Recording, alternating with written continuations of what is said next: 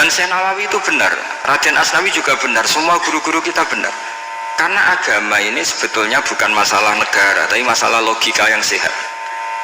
Uni Soviet itu pernah mengkooptasi Uzbek, Ceknya, Tajikistan, itu 100 tahun orang dipaksa ateis.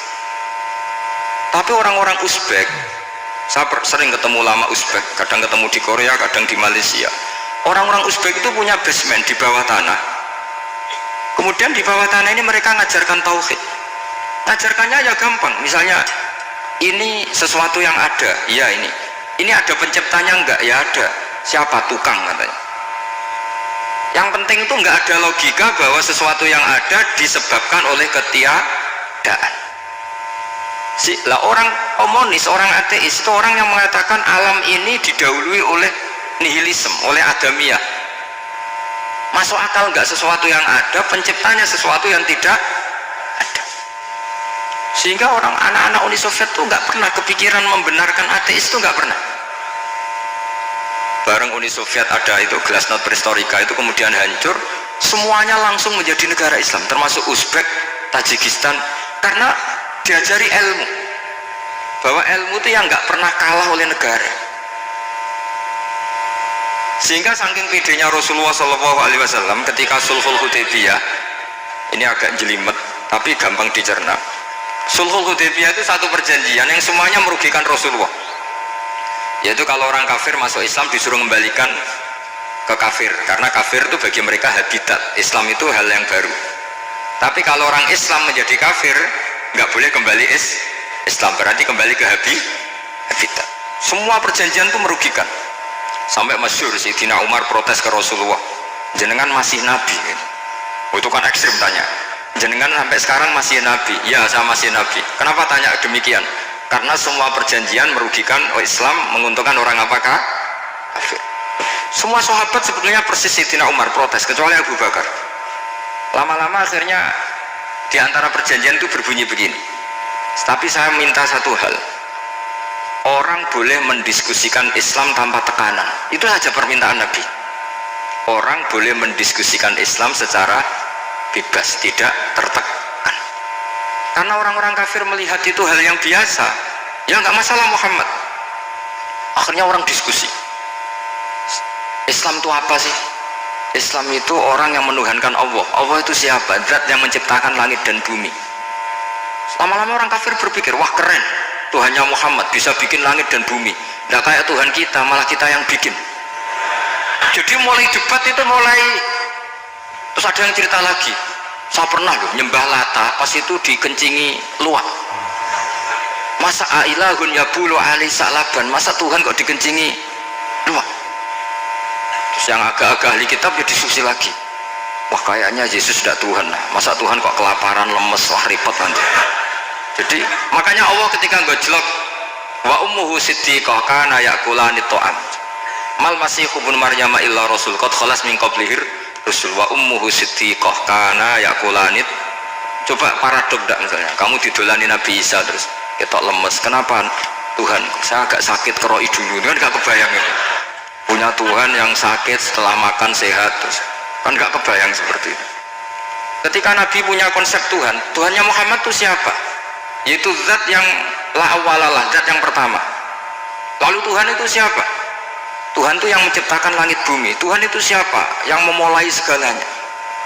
Lama-lama mereka berpikir, wah kalau gitu yang benar itu Islam.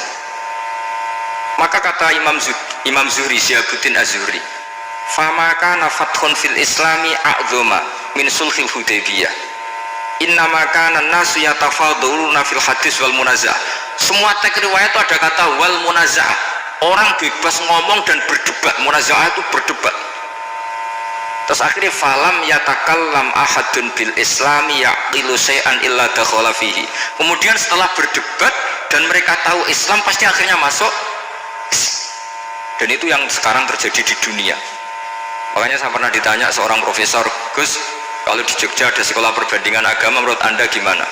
Asal itu tentang agama nggak apa-apa, tapi kalau yang dibandingkan umat Islam itu jangan, kan?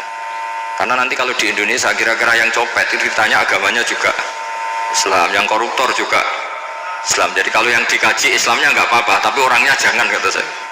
Karena yang bulat ya banyak, yang nggak sholat ya banyak. Tapi kalau Islamnya saja, misalnya adu konsep tentang Tuhan, masyhur kita mungkin banyak yang melihat itu debatnya Stanley Fischer sama Ahmad Didat itu.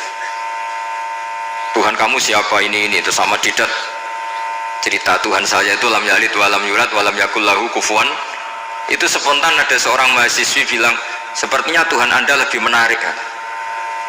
Karena Tuhan Anda yang menciptakan langit bumi, yang Tuhan ini kok lahirnya sudah di bumi, masa lahir-lahir langsung jadi Tuhan. Jadi akhirnya falam yatakallam ahadun bil islami yaqilu syai'an illa dakhala fihi. Sehingga agama ini apa? Agama itu adalah kalimat tauhid. Kalimat itu apa? Logika yang terbangun. Nah, ketika logika itu terbangun, maka disebut yusabbitu wahul ladzina amanu bil qaulis tsabit fil hayatid dunya wa fil akhirah. Allah itu akan menetapkan satu kaul, satu presentasi ilmiah atau satu kesimpulan ilmiah yang kesimpulan itu nyata benarnya, dan ini akan nyata terus baik di kehidupan dunia maupun kehidupan apa? Akhirat. Seperti Allah sebagai Tuhan itu akan nyata terus di dunia, Allah ya Tuhan, nanti di akhirat juga Tuhan. Tapi Tuhan selain Allah, maka menjadi Tuhan ini nunggu ada yang menuhankan. Misalnya Fir'aun itu jadi Tuhan karena ada yang menuhankan. Sekali dia mati, dia sudah aset wisata, bukan Tuhan lagi. Makanya gejolokannya orang ulama Arab, kalau ketemu ulama Mesir, kalau gejolokan itu lucu. Orang Arab, ada Abu Jahal, Abu Lahab, penggawaan ngusir Nabi gitu. Itu gejolokannya ulama Mesir. Kata ulama Arab, kamu gayanya benci Fir'aun, tapi rizki kamu dari wisata melihat Fir'aun, katanya. Itu gejolokannya ulama Arab sama ulama Mesir. Sehingga agama ini mengajarkan apa? Satu kalimat. Makanya kamu harus belajar mantek. Dulu Raden Asnawi ya pengajar mantek. Dulu buyut saya di sini Mbah Fauzan, abahnya Mbah Pah itu, mbahnya itu juga pengajar mantek. Karena di antara yang diceritakan Allah itu wa ja'alaha kalimatam baqiyatan fi aqibih. Tugas utama Nabi Ibrahim adalah menjadikan satu logika. Kalimat itu logika, itu menjadi logika yang abadi. Baqiyah itu abadi. Fi aqibih, di anak turunnya Nabi Ibrahim. Misalnya begini, saya beri contoh ya. Misalnya saya mengatakan teh ini hitam, itu menjadi kalimah karena diucapkan, tapi tidak menunjuk hakikat karena tehnya berwarna apa? Kuning.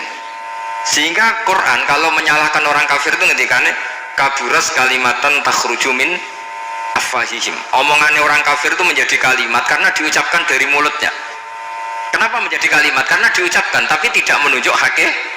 Seperti orang mengatakan 2 ditambah 2 itu 10, itu kalimat, tapi kalimat yang salah karena tidak menunjuk hakikat. Seperti orang kafir mengatakan Tuhan itu 3, itu kalimat karena diucapkan tapi tidak menunjuk hakikat. Tapi ketika seseorang mengatakan Allah itu Tuhan, Tuhan itu satu, itu disebut kalimatu haqqin 'alaiha nahya wa 'alaiha namut. Temen iki tahlilane wa 'alaiha napa wa biha? Wa 'alaiha napa wa biha temen? Waliha ya, ada yang tahlilan wabiyah, itu nggak tahu sanatnya dari mana, pokoknya ada yang waliha, ada yang biha. Kenapa dikatakan kalimat tauhid? Karena kalimat yang dari kesimpulan berpikir. Dan agama ini dibawa Nabi Ibrahim itu untuk membawa kalimat tauhid. Ciri utama kalimat tadi, kamu yakin seyakin-yakinnya bahwa nisbatul snaini wassalasa wal arba'ah ila mala nihayatalaha itu kanisbatis nain ilal wahid, yaitu semuanya far'un minal asli, aslinya adalah wahid. Sehingga di kitab, saya pernah ngaji Mbah Mun, namanya kitab Al-Husunul Hamidiyah, itu dikarang oleh ulama-ulama sekarang, itu diajarkan di MGS. Ini mbah-mbahnya Gus Akil, pendirinya madrasah MGS. Itu ada gambarnya di situ. Di situ ada gambar piramida, ada gambar hewan, ada gambar pohon. Kata yang ngarang, gambar sedetail ini, sejelimet ini dimulai dari nuqtah wahidah, tetap dimulai dari satu titik, dan ini disebut nuqtatil wujud. Jadi bahwa orang kudus sebanyak ini tetap dimulai dari satu orang, yaitu Adam. Adam dimulai dari ketiadaan. Lalu siapa al-mujid? Pewujudnya siapa? Hanya Allah Subhanahu wa ta'ala. Sehingga ulama-ulama termasuk Syekh Nawawi itu paling suka ngendikan semua makna Quran dikumpulkan di Fatihah, Fatihah dikumpulkan di Bismillah, Bismillah dikumpulkan di Ba, karena di Ba itu ada titik nuqtatil wujud. wujud, yaitu disingkat bi kana makana wa bi yakunu ma yakun. Karena saya, kata Allah, semuanya akan ada, dan karena saya yang nggak ada, semuanya suatu saat ada. Disebut nuqtatil wujud. Nah, kita meyakini kalau Allah satu itu seyakin-yakinnya, karena nggak mungkin angka nggak dimulai dari angka satu. Begitu juga gambar seapapun jilmete. Misalnya sampean gambar zaman saya kecil, gambar paling favorit itu apa, kambing bertarung. Itu gambarnya kan susah, daripada gambar kambing bertarung susah terus dibikin kotak saja, tembok. Kalau ditanya gurunya, gambarnya mana? Di belakang tembok, Bu. Ini itu dulu saya diwarai anak-anak nakal ya. Jadi semua satu gambar itu disuruh gambar harimau, yang satu disuruh gambar kambing bentrok, yang satu disuruh gambar matahari, semuanya kotak semua. Ini itu, Bu, gambarnya di belakang apa? Tembok, maka nggak kelihatan kata dia. Jadi gurunya kalah cerdas. Yang guru itu sebenarnya nggak pernah menang, karena murid itu lebih pinter. Itu teman saya dulu kalau ngaji itu, kalau tes itu ngerpek baca, gurunya marah, kamu tes kok baca? Enggak, ini enggak ngerpek, Bu, ini belajar di kelas. Katanya belajar kapan saja, di mana saja. Aduh. Jadi apa ya, orang itu kadang yang salah itu lebih masuk akal kadang-kadang ini. Saya teruskan ya supaya ini dapat barokahnya Raden Asnani. Saya mohon sekali ya, kalimat haqqin itu harus kamu jaga. Caranya jaga ya tadi, kalau kamu udah bisa ilmu mantek, misalnya al-alam mutaghayyir wa kullu mutaghayyir hadis la budda min muhdits, itu kan jelimetan. Pakai saja teori umum bahwa gambar apapun jelimetnya itu dimulai dari satu titik, karena nggak bisa, nggak dimulai dari satu titik, tidak bisa. Maka alam apapun jumlahnya nggak terhingga, tetap dimulai dari al-wahidul qahar, yaitu satu titik, yaitu dalam konteks tauhid tentu itu Allah Subhanahu wa ta'ala. Sehingga Nabi Ibrahim itu orang paling sukses bikin waja'alaha kalimatam baqiyatan fi aqibi. Terus Nabi Muhammad begitu, sahabat begitu, sampai kita sekarang diajari ilmu mantek. Ilmu mantek itu logika yang nggak terbantahkan, karena mau tidak mau, kata Imam Syafi'i, fa innal uqula muttarratun ila qabulil haq, karena akal akan dipaksa menerima kebenaran. Dan itu yang terjadi di Uni Soviet, dikooptasi 100 tahun untuk berfaham ateis, dilawan oleh ilmu, tetap menanamkan ilmu tauhid, ilmu mantek. Ketika Uni Soviet secara politik runtuh, semuanya menjadi muslim, termasuk negara-negara yang dulu dikooptasi. Maka kamu tidak usah kecil hati di Indonesia, apapun rusaknya negara ini, asal kita cara bertauhid benar, insya Allah tetap meninggal husnul khotimah, karena sudah janjinya Allah, yusabbitu walladzina amanu bil qaulis tsabit. Sing jelas itu nomor satu tuh al qaulis tsabit. Memang itu logika yang masuk akal. Jadi jangan kira semua orang ditanya amar bukan, enggak. Banyak ulama yang enggak ditanya, masyhur itu dalam cerita keramat-keramat. Ada guru tauhid ngajarin tauhid. Setelah ditanya mungkar nakir, Imam Malik datang. Kamu nanya ini, man rabbuka man nabiyuka, kamu tahu ini guru Umul Barohin yang tukang ngaji tauhid. Guru tauhid kok ditanya apa? Tauhid. Malaikatnya nggak jadi tanya. Dan saya percaya cerita-cerita seperti itu karena secara umum itu ala inna auliya Allahi la khaufun alaihim wa lahum yahzanun lahumul busra fil hayatid dunya wa fil akhirah. Artinya kalau wali itu kok ditanya mungkar nakir berarti ngalami ketakutan. Karena di situ kan digambarkan mungkar nakir itu sewangar, bawa godam. Kalau yang tanya nggak bisa dipukul sampai ajur sakwalang-walang. Pokoknya ceritanya kan seru seperti itu. Udah itu kalau betul begitu, terus ayat la khaufun alaihim wa lahum yahzanun kayak apa? Makanya dalam kitab Nashihul Ibad itu ada cerita ini. Sampean boleh nggak sependapat dengan saya, tapi semoga nasib sampean nanti dikebuki malaikat. Karena orang itu akan mengalami seperti yang dirasakan. Ana indadzoni abdibi, saya tidak bayangkan akan mengalami itu. Makanya saya ini ngajar tauhid terus. Paling tidak kalau ditanya marbuka mana buka, sampean tahu profesi saya ini pengajar tauhid. Dan biji saya 9. Dulu saya di MGS, kalau ada teman bijinya tauhid kok 4, sekali swargo, tauhidnya jeblok. Dari kalau bijinya 4 sekali swargo, tauhidnya apa? Jeblok. Tapi yang bijinya 9, oh ya di swargo, tauhidnya itu, saya dulu bijinya 9. Terus 9 terus sampai tamat. Karena nggak ada biji 10. Karena kalau 10 itu kan terlalu sempurna, nggak baik lah manusia kok sempurna gitu. Jadi sudah 9 aja kan. Tapi sebetulnya pantasnya ya dapat 10. Mergo sakit, mergo tenan tidak tahu saya. Di Nasaihul Ibad itu ada cerita gini dan saya percaya itu. Di sarahnya itu. Juga di sarah apa itu yang di sarah Syekh Nawawi itu. Pokoknya saya kalau ingat Raden Asnawi pasti ingat Syekh Nawawi. Saya tidak memastikan apa murid guru apa saling istifadah, yang jelas itu teman dekat, teman fil ilm. Sayyidina Ali itu pernah minta kasuf sama Allah. Saya percaya tidak semua orang